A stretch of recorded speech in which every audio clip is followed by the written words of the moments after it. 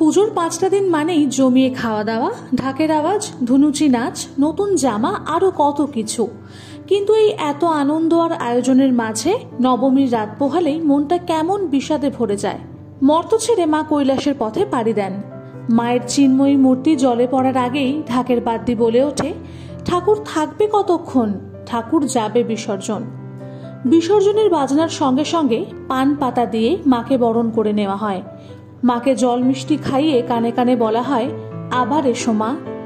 আর এই দশমীর দিনেই সিঁদুর খেলায় মেতে ওঠে সকলে। মূলত বিবাহিতা মহিলারাই এই সিঁদুর খেলায় অংশ নেন। কিন্তু শুধু দশমীর দিনেই কেন সিঁদুর খেলা হয়? পুরাণে এই বিষয়ে ভিন্ন ভিন্ন মতের প্রচলন রয়েছে। প্রজাপতি ব্রহ্মার কৃপাতেই নির্মিত হয়েছে এই জগৎ। নারী পুরুষের মিলনের ফলে এই জগতে নতুন প্রাণের আগমন ঘটে। সিঁদুরকে ব্রহ্মার প্রতীক বলা হয়।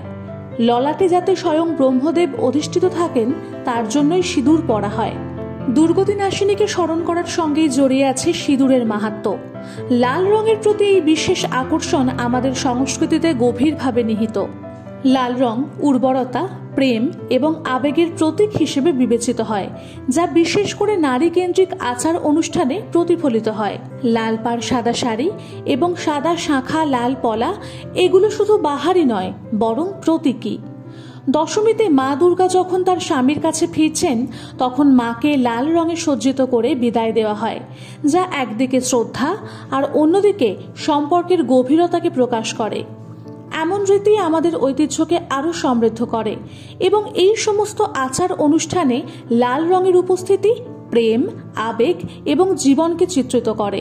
বিজয়া দশমীতে মা দুর্গার বিদায়ের সময় এই লৌকিক বিশ্বাসগুলো আমাদের সংস্কৃতির একটি গুরুত্বপূর্ণ অংশ। মা দুর্গা, যিনি আদতে বাড়ির মেয়ে, তাকে শ্বশুর বাড়িতে পাঠানোর আগে মিষ্টিমুখ করানোর রীতি যেন আমাদের ঐতিহ্য ও আবেগের নিদর্শন। সিঁদুর ও আলতা পরানোর মাধ্যমে বিদায় জানানোর এই প্রথা শুধু এক ধরনের সম্মান জানানো নয়, বরং এটি সম্পর্কের গভীরতাকেও প্রকাশ করে।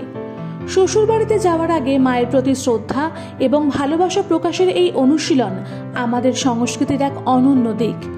এটি একটি সম্পর্কের সংযোগ তৈরি করে এবং বিদায়ের সময় আবেগকে আরও গভীর করে তোলে। কলকাতা 24/7.in